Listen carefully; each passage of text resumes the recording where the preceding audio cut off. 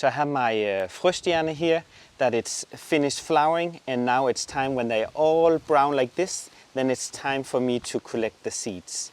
So what I do, I just gently, you can take them off like this, and then each seed pod is actually like easy just to pull like that.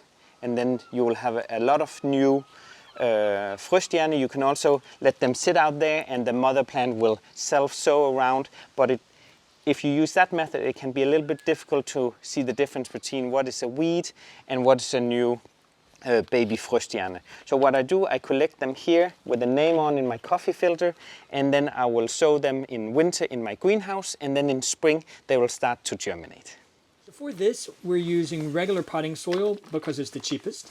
We did add water beforehand. That'll help our seeds not get lost and tossed around in the tray. Oh, and if you want to see a great video on how to winter sow, click the link here. Good job, Lars. So violfrøstjerne is a really beautiful seed here, almost purple. So I'm gonna just throw them down here really a lot.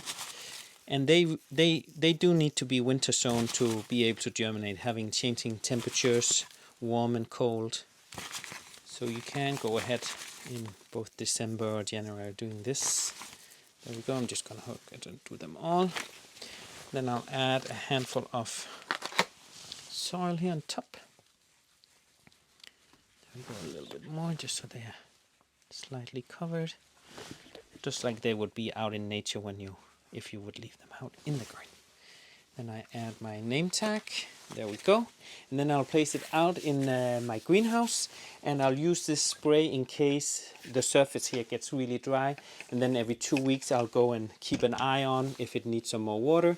And then it'll start to germinate once it gets warm out in the greenhouse.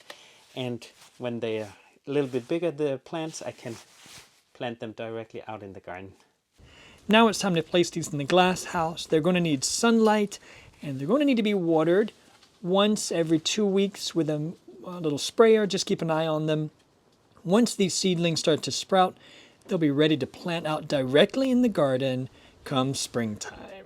So it's been 3 months and they started to sprout in this tray, as you can see, and very soon they'll start to have the second sets of leaves, and then it's a sign for me that I will start to repot it, and then I'll place it out in the garden when they are a little bit bigger. If you don't have the time nor the space to repot, you could also take them, transplant them right from this tray out in the garden.